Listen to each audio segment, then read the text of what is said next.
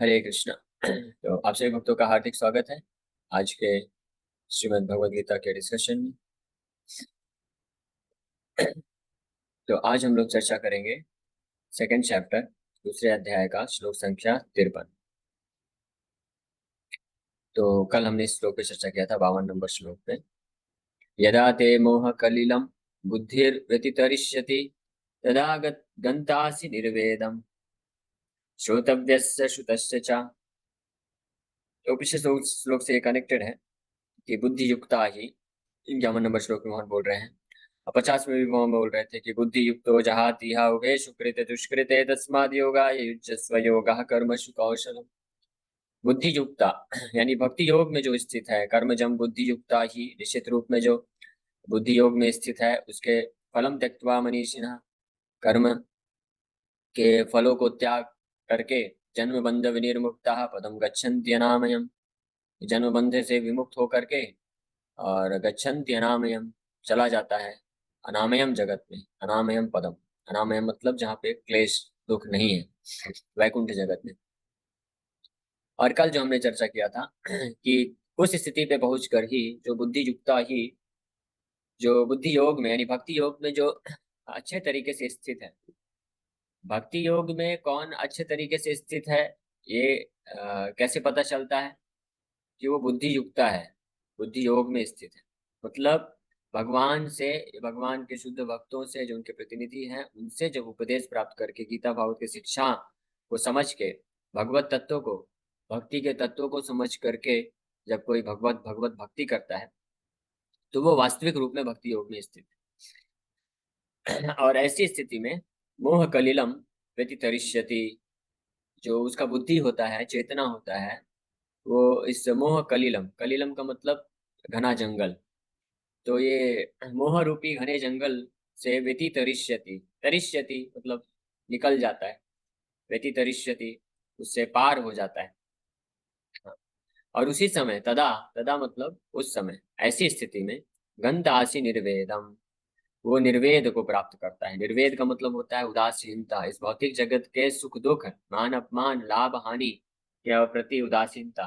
न केवल सुख दुख, लाभ हानि, मान अपमान के प्रति उदासीनता, बल्कि हर उस प्रकार का जो श्रुतस्य श्रोतव्य श्रुतस्य च, श्रोतव्यस्य मतलब आगे कुछ भी कोई उसको सुनाता है या वर्णन करता है, कुछ भी उपदेश देता है, और श्रुतस्य जो उसे सुन चुका है, पढ़ चुका है, जान चुका है, तो हर वो चीज जो भक्ति के विरोध में है तो उनको, उनके प्रति भी निर्वेद उत्पन्न हो जाता है, उदासीनता उत्पन्न हो जाती है, जिसका बुद्धि व्यतितरिष्यति, मोह कलिलम व्यतितरिष्यति जिसका होता है, डेंस फॉरेस्ट ऑफ इल्यूजन से जो बाहर निकल जाता है जब बुद्धि योग में स्थित होकर के, तो हर प्रकार से वो उदासीन हो जाता है। तो कल हमने इस पर बहुत विस्तार से चर्चा किया था। अब आगे भगवान बोल रहे हैं इस प्रकार से जब किसी का बुद्धि आ, ये मोह, मोह रूपी घने जंगल से, मोह का मतलब होता है भ्रम, इल्यूजन, तो भ्रम से, समस्त प्रकार के भ्रमों से मुक्त हो जाता है, समस्त प्रकार के ये जो भ्रम है उससे मुक्त हो जाता है, तो उस समय वो निर्वेदम को प्राप्त करता है, उदासीनता को प्राप्त कर लेता है। और अब आज के श्लोक में भगवान बता रहे हैं श्रुति विप्रतिपन्ना ते यदा स्थास्यति निश्चला समाधावचला बुद्धिस् तदा योगम अवाप्स्यसि। Translation: When your mind is no longer disturbed by the flowery language of the Vedas, and when it remains fixed in the trance of self-realization, then you will have attained the divine consciousness. और जब पिछले श्लोक में जब ये बताया गया कि जब मोह, मोह रूपी घने जंगल से जिसका बुद्धि बाहर निकल जाता है तो उस समय वो उदासीनता इस संसार में प्राप्त करता है। और न केवल इस भौतिक संसार के भौतिक लोगों से, भौतिक जो तथाकथित उनके जो उपदेश होते हैं या ज्ञान वाली बातें होती हैं उनसे उदासीनता मिल जाती है, बल्कि जो ऐसे वैदिक साहित्य कर्मकांडी है, वैदिक साहित्य के प्रति भी उदासीनता उत्पन्न हो जाती है। उस समय श्रुति विप्रतिपन्नाते, विप्रतिपन्नता का मतलब होता है कि उदासीनता उत्पन्न हो जाना, without being influenced by the fruitive results. Okay, तो श्रुति विप्रतिपन्नाते यदा स्थास्यति निश्चला। तो जब इस प्रकार से, श्रुति का मतलब होता है वैदिक साहित्य। वैदिक साहित्य जिसमें कर्मकांड भी है। मोस्टली वेद वेद त्रैगुण्य विषया वेद्या, भगवान ऑलरेडी पिछले 10-12 श्लोक पहले बोले कि जो वैदिक साहित्य है उसमें 3 गुणों पे आधारित प्रलोभन दिए गए हैं कि आप ये यज्ञ दान तपस्या व्रत ये सब करने से आपको ये लाभ मिलेगा। लेकिन जिसका बुद्धि भक्ति योग में या बुद्धि योग में स्थित हो जाता है, तो उस वक्त वो इन सब वैदिक साहित्यों के जो प्रलोभन भरे जो कार्यकलाप है, धार्मिक क्रियाकलाप है, उनके प्रति उदासीनता उत्पन्न हो जाती है। तो ये पिछले श्लोक में भगवान बताया। अब इस श्लोक में बता रहे हैं श्रुति विप्रतिपन्नाते, मतलब इस प्रकार से श्रुतियों यानी वैदिक साहित्यों के प्रति विप्रतिपन्ना, मतलब उनके जो कर्मकांडी जो प्रलोभन भरे वचन है उससे प्रभावित ना होना, उसको विप्रतिपन्ना बोलते हैं। ते मतलब तुम अर्जुन जब इस प्रकार से बुद्धि योग में स्थित होकर के उससे अप्रभावित रहोगे, और उस वक्त तुम यदा स्थास्यति निश्चला, और स्थित हो जाओगे, हाँ, लोभ से प्रभावित नहीं होगे, तब बोला जाता है समाधाव अचला बुद्धि तदा योगम अवाप्स्यसि। उस समय वास्तव में कोई परफेक्ट समाधि में रहता है, पूर्ण कृष्ण भावना भावित रहता है और अचला बुद्धि होती है। अभी हमारी बुद्धि कैसी है? चला बुद्धि है, यानी बुद्धि फंस जाती है। जैसे यहाँ तक कि कोई भक्ति भी करता है तो भक्ति कर रहा है इस उद्देश्य से कि हाँ मुझे नाम जप करना है, हृदय शुद्धिकरण करना है, साधना करना है अच्छे से। लेकिन जैसे ही कुछ मौका मिलता है कि अरे आप इससे ये करने से बहुत पैसा कमा सकते हैं, स्टॉक मार्केट में लगा दीजिए, इन्वेस्ट कर दीजिए, इधर चले जाइए, वो कर लीजिए, ये धंधा चालू कर लीजिए, तो बुद्धि जो फिक्स्ड अप थी भगवान के लिए भजन में, तो अब बुद्धि बोलने लग जाती है, डिस्टर्ब हो जाती है, मूवमेंट आ जाता है, चला बुद्धि हो जाती है। बुद्धि बोलती है कि ठीक है, कुछ सालों के लिए अच्छे से खूब पैसा कमा लो और साधना तो होता ही रहेगा, भगवान कहाँ भागे जा रहे हैं। तो फिर उसके बाद अच्छे से एक बार फाइनेंशियल स्ट्रांग हो जाएंगे और पैसा आ जाएगा, सब कुछ स्टेबल हो जाएगा, लाइफ पर जीवन में स्टेबिलिटी आ जाएगी, तो उसके बाद फिर अच्छे से बैठ के भजन करेंगे। तो इस तरह से बुद्धि जो है विचलित होती रहती है, और वास्तव में पूरे जीवन भर ऐसा कोई समय आने ही नहीं वाला है कि आपका लाइफ स्टेबल हो जाए। और ये हम सब जानते हैं, हम सबको पता है कि जीवन में कोई भी ऐसी स्थिति, ऐसा समय होने ही नहीं वाला है कि जो जीवन है पूरी तरह से स्टेबल हो जाए। जब जिनके पास पैसे नहीं होते हैं, कम पैसे होते हैं, तो वो सोचते हैं खूब पैसा आ जाएगा तब लाइफ स्टेबल हो जाएगा। लेकिन जब पैसा आ जाता है तो उसमें और ज्यादा स्टेबिलिटी अनस्टेबिलिटी हो जाती है, लाइफ और ज्यादा जीवन जो है अस्थायी हो जाता है। क्योंकि जब पैसा नहीं था तो केवल एक ही बात की अस्थायी अस्थिरता थी कि पैसा नहीं है, तो पैसा चाहिए पैसा चाहिए। लेकिन जब पैसा आ जाता है तो और बहुत सारी समस्याएं, पैसे के साथ बहुत सारे दोष उत्पन्न हो जाते हैं, तो बुद्धि और विचलित हो जाती है। तो कहने का मतलब है कभी भी ये जीवन, ये भौतिक जगत बना ही ऐसा है कि हम हमेशा यहाँ पे कभी स्टेबल हो ही नहीं सकते हैं, यानी कभी स्थायी रूप से स्थित हो ही नहीं सकते हैं। तो जो व्यक्ति उस समय का इंतजार करेगा कि जब जीवन अच्छे से स्थायी हो जाएगा तब अच्छे से बैठ के भजन करेंगे। और यही कारण है कि कुछ लोग सोचते हैं कि एक बार अपना सब ये सब निपटा लें काम काज, और उसके बाद फिर बुढ़ापे में अच्छे से रिटायर होके भक्ति करेंगे, है ना। अभी पैसे वैसे कमा लेते हैं, घर बना देते हैं बच्चों के लिए, फिर बच्चों का शादी ब्याह करा देते हैं, फिर अपना 60 साल हो जाएगा, रिटायर हो जाएंगे, फिर उसके बाद तो क्या करना है, उसके बाद बैठ के आराम से भजन करते रहेंगे। लेकिन नहीं होगा भजन, क्यों? क्योंकि जैसे ही रिटायर हो गए, इतना सब जीवन में बहुत कुछ किए रहते हैं, तो वही सब चीजें याद आती हैं। और उसके साथ साथ शरीर जो है अस्थायी स्टेबिलिटी शरीर की खत्म हो जाती है, बूढ़ा हो जाता है शरीर, मन भी और ज्यादा जो है भटकता है। क्योंकि जब शरीर में व्याधियां होती हैं, शारीरिक शारीरिक दुख होता है, तो मन जो है शांति को प्राप्त नहीं कर सकता है। मन जो है शरीर पे बहुत ज्यादा निर्भर है, तो इसलिए ऐसी स्थिति में कोई भोजन नहीं कर सकता। इसीलिए जो जो इन सब चीजों से समाधाव अचला बुद्धि, जो अचला बुद्धि प्राप्त करना चाहते हैं, अचला बुद्धि मतलब जिस भी परिस्थिति में हम हैं उस परिस्थिति में रहते हुए भी हम भगवान का निष्ठा पूर्वक भजन कर सकें, सेवा कर सकें और अपने जीवन को सफल बना सकें। अगर कोई ऐसे अचला बुद्धि चाहता है तो उसके लिए जरूरी है कि उसको इस संसार के और साथ ही साथ में जो वैदिक साहित्य भी हैं, धर्म है, चाहे वो अधार्मिक तरीके से हो या धार्मिक तरीके से हो, दोनों पाप पुण्य के प्रति उदासीन होना पड़ेगा। पाप पुण्य के प्रति उदासीन होने पर ही व्यक्ति की अचला बुद्धि विकसित हो सकती है। और पाप और पुण्य के प्रति उदासीन कब हो सकता है? वही इस श्लोकों में, इन श्लोकों में भगवान व्याख्या कर रहे हैं। इसका ये जो भाग चल रहा है, चौथा भाग है गीता के दूसरे अध्याय का, बुद्धि योग, कि बुद्धि योग में स्थित होकर के ही कोई व्यक्ति वास्तव में पाप और पुण्य दोनों के प्रति उदासीन रह सकता है, और उस उदासीन अवस्था में ही उसकी बुद्धि अचला बुद्धि को प्राप्त कर सकता है। और ऐसी ही अवस्था में वास्तव में तदा योगम अवाप्स्यसि, तब वास्तविक जो भक्ति योग है, योगम मतलब सेल्फ रियलाइजेशन, आत्म साक्षात्कार और भगवत साक्षात्कार। Self realisation and supreme self realisation दोनों, खुद का भी साक्षात्कार, आत्मा का भी साक्षात्कार और परमात्मा का भी साक्षात्कार प्राप्त हो जाता है। और उसी को योग कहते हैं, या उसी को भक्ति योग कहते हैं। जहां भी शब्द योग आए तो समझना चाहिए भक्ति योग है, क्योंकि योग का मतलब भक्ति योग, और कोई मतलब नहीं है। जैसे अगर कोई बोले कि एक गिलास पानी लाओ, तो जब एक गिलास पानी लाने को बोला तो इसका मतलब पीने के लिए मांग रहा है, शुद्ध पानी मांग रहा है। पानी मतलब शुद्ध पानी, शुद्ध शुद्ध जल। तो उसी प्रकार से योग मतलब शुद्ध योग। जब केवल योग शब्द बोला जाए तो मतलब समझना चाहिए शुद्ध योग की बात की जा रही है। और शुद्ध योग जो है सबसे शुद्धतम सर्वोत्तम योग है भक्ति योग, क्योंकि उसमें पूर्ण रूप से जो भक्त है कनेक्टेड रहता है। हमने कई बार इसके बारे में चर्चा किया है कि योगी नाम अपि सर्वेषां मद गतेन अंतरात्मा। योग का मतलब होता है कि भगवान से जुड़ जाना। अब जो कर्म योगी होते हैं वो भी भगवान से जुड़ते हैं, ज्ञान योगी भी जुड़ते हैं, ध्यान योगी भी जुड़ते हैं, और भक्ति योगी भी जुड़ते हैं। ये चारों प्रकार के योगी कहलाते हैं। लेकिन जितने अच्छे तरीके से भक्ति योगी जुड़ता है भगवान से, उतना अच्छे तरीके से और कोई नहीं जुड़ता। क्योंकि कर्म योगी जो होता है केवल अपने फल को अर्पण करता है, तो केवल उसका जो नेटवर्क है एक डंडा रहता है। जो ज्ञान योगी है वो थोड़ा और एडवांस होता है, वो ज्ञान के माध्यम से भी जुड़ता है और फल भी रहता है। तो उसका दो नेटवर्क का है, दो डंडा है नेटवर्क का। और ध्यान योगी जो होता है वो थोड़ा और ज्यादा जुड़ता है, वो मन में अब भगवान को भी ध्यान भी करना चालू कर देता है। तो तीन उसका नेटवर्क है। लेकिन जो भक्ति योगी है, पूर्ण रूप से भगवान पे समर्पित होता है, काया मनसा वाचा से का सेवा करता है, उसका फुल नेटवर्क है। वो complete in union with the supreme Lord, भगवान के साथ पूर्ण रूप से योग में स्थित होता है।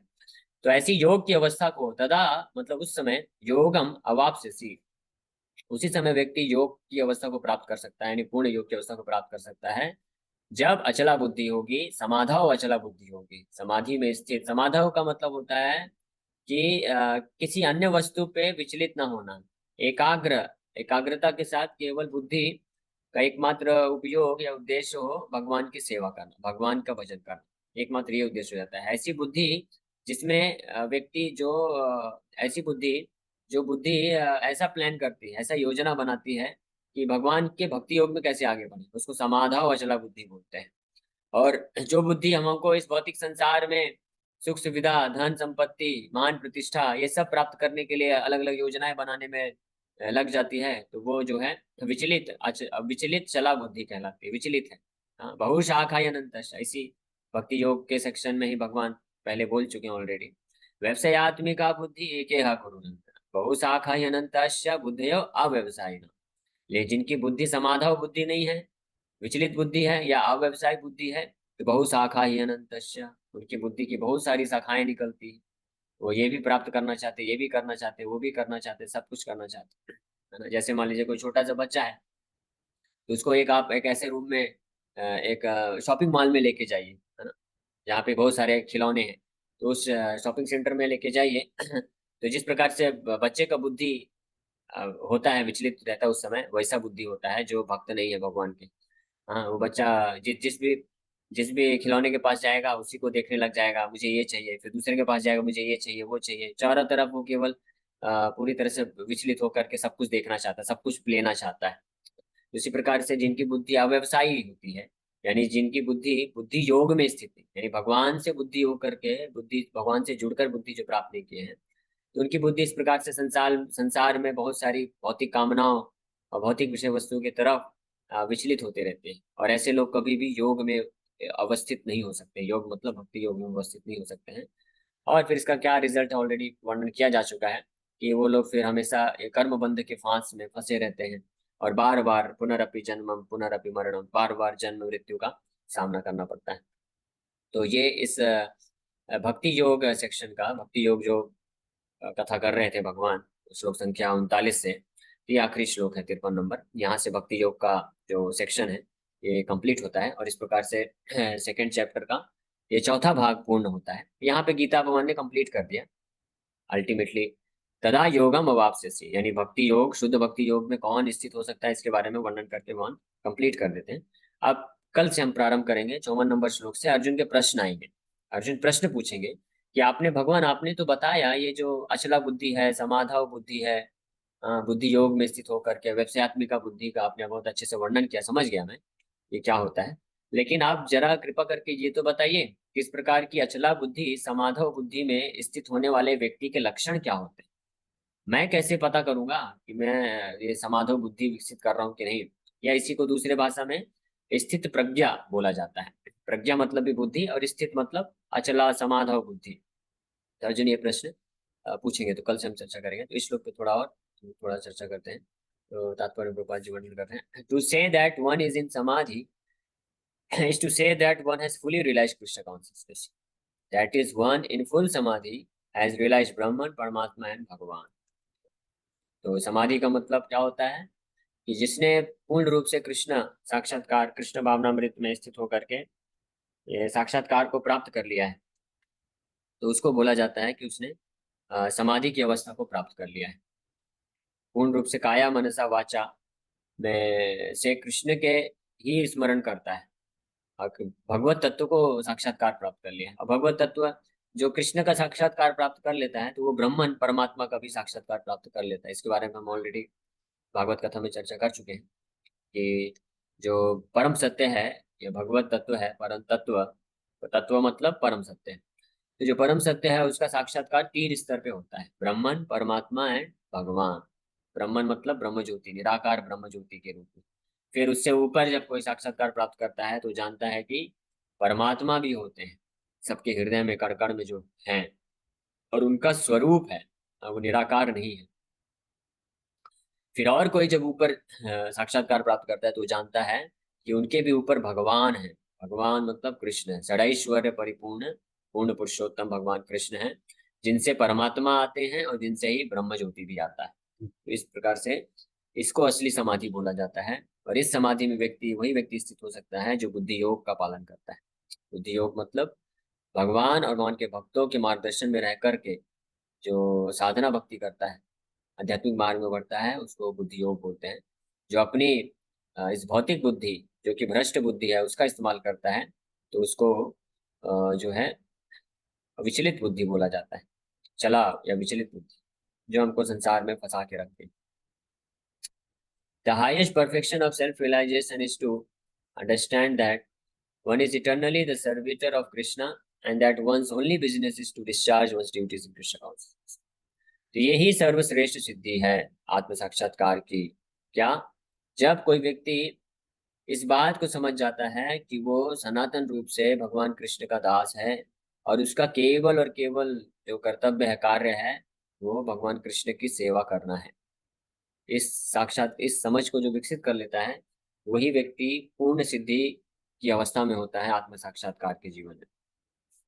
A Krishna conscious person or unflinching devotee of the Lord should not be disturbed by the flowery language of the Vedas, nor be engaged in fruitive activities for promotion to the heavenly kingdom. तो जो कृष्ण भावना भावित व्यक्ति होता है, यहाँ जिसको शुद्ध भक्त बोलते हैं, वो कभी भी उसको जो वैदिक साहित्य है, धर्म है, तथा कथित धर्म के कार्य हैं, उनके जो फ्लावरी लैंग्वेज है, यानी पुष्पिताम वाचम, कि कुछ करने से कुछ भौतिक लाभ प्राप्त हो जाएगा, उससे जो ऐसा कृष्ण भावनाभावित भक्त है उसको विचलित नहीं होना चाहिए।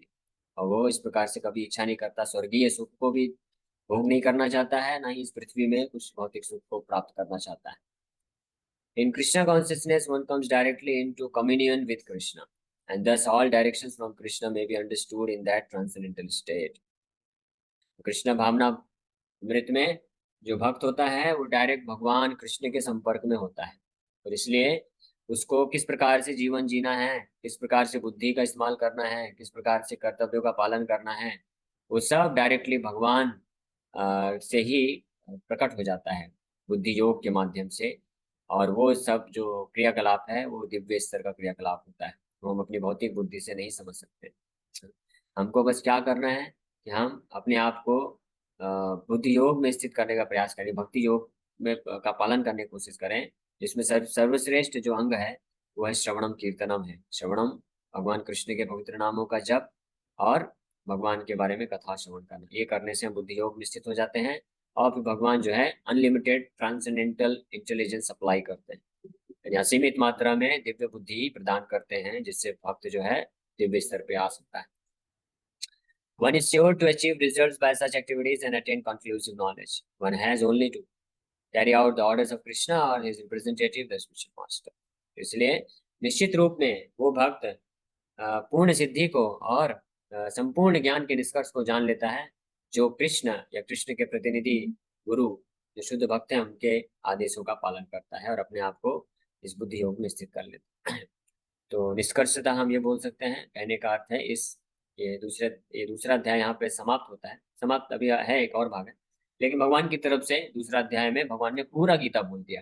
अगर आप अब याद करेंगे जो शुरू से अटेंड कर रहे हैं, तो अर्जुन ने शुरू में भगवान कृष्ण को समर्पण करते हैं और भगवान कृष्ण उनको सबसे पहले सांख्य योग पढ़ाते हैं, आत्म तत्व का बारे में बताते हैं। उसके बाद कर्म योग पढ़ाते हैं और थोड़ा सा ज्ञान योग का भी चर्चा करते हैं, और फाइनली सबसे ज्यादा और विस्तार में भक्ति योग के बारे में बताते हैं और उसी में निष्कर्ष दे देते हैं। तो कहने का मतलब है कि भगवत गीता का सार क्या है? भक्ति योग, भगवान की शुद्ध भक्ति करना। ये भगवान ने सेकेंड चैप्टर में ही कंप्लीट कर दिया।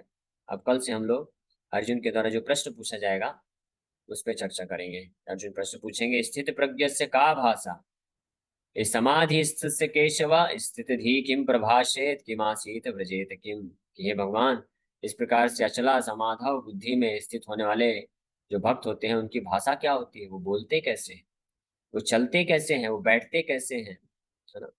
और ये सब ये पूछेंगे, ये हम लोग कल इस पे चर्चा करेंगे। तो ये एक प्रश्न है, और फिर इसके बाद 55 नंबर श्लोक से भगवान उत्तर देंगे। 72 नंबर श्लोकों तक, लगभग 18 श्लोकों में भगवान कृष्ण ऐसे भक्त के दिव्य लक्षणों के बारे में वर्णन करेंगे।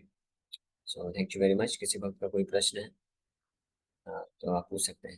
हरे कृष्णा। ओके, क्वेश्चन है कि शुद्ध भक्ति करने की इच्छा हो जाए तो क्या करना चाहिए? बहुत अच्छी बात है, ये इच्छा ही तो चाहिए। ये इच्छा हो गई तो फिर उसके बाद शुद्ध भक्ति करने का प्रयास करना चाहिए। इस प्रकार से हम आगे बढ़ सकते हैं। तो ये इच्छा ही विकसित करना तो जीवन का मूल उद्देश्य है। लेकिन ये तीव्र इच्छा भक्ति की कैसे क्रिएट होगी? अच्छा, ये प्रश्न है कि तीव्र इच्छा कैसे विकसित होगी। तो इसके बारे में हमने 2-3 क्लास पहले बहुत चर्चा किया था। रूप गोस्वामी भक्ति रसामृत सिंधु में वर्णन करते हैं कि ये जो कृष्ण भक्ति रस भाविता मति, ये अगर कहीं से मिल जाए तो उसको खरीद लेना चाहिए। लेकिन इसका मूल्य क्या है? लौल्यम, तीव्र इच्छा। और तीव्र इच्छा जो है करोड़ों करोड़ों जन्मों से सुकृति भी यानी पुण्य करने से भी नहीं प्राप्त होता है। तो फिर कैसे प्राप्त होता है? किसी शुद्ध वैष्णव का सेवा करके जब वो प्रसन्न होते हैं तब वो प्राप्त होता है। इसी के बारे में प्रहलाद महाराज भी बोलते हैं। जब हिरण्यकशिपु ने पूछा कि तुमको कृष्ण के भक्ति में इतना मति कैसे लग रहा है, तो प्रहलाद महाराज पहले तो बोलते हैं, मतिर्न कृष्णे परतो सतो वा मिथो अभ्युपद्येत ग्रह व्रताना। ये मेरे पिताजी, पहले तो आप ये जान लीजिए कि किसका मति नहीं लगेगा, मतलब आपका मति तो बिल्कुल नहीं लगेगा। जो वैसे व्यक्ति का मति नहीं लगेगा जो ग्रह व्रता नाम है, भौतिक संसार में रह करके पूरी तरह से भोग करना चाहते हैं। तो अपने खुद के प्रयास से, दूसरों के प्रयास से और मिलकर भी कितना भी प्रयास करें नहीं लग सकता है। तो फिर किसके कैसे लगेगा? वही है श्याम पाद रजोभिषेक हम, कि जब तक महत सेवा किसी शुद्ध भक्त का आश्रय नहीं मिलता है और उनके मार्गदर्शन में रहकर के उनका सेवा नहीं करते हैं, तब तक ये तीव्र इच्छा विकसित नहीं हो सकती। तो ये यही एकमात्र उपाय है जिससे कोई तीव्र इच्छा विकसित कर सकता है। और फिर भगवान के भक्ति योग में उस तीव्र इच्छा के बलबूते जब भक्ति करता है तब उसको कृष्ण भक्ति रस भाविता मति विकसित हो पाती है।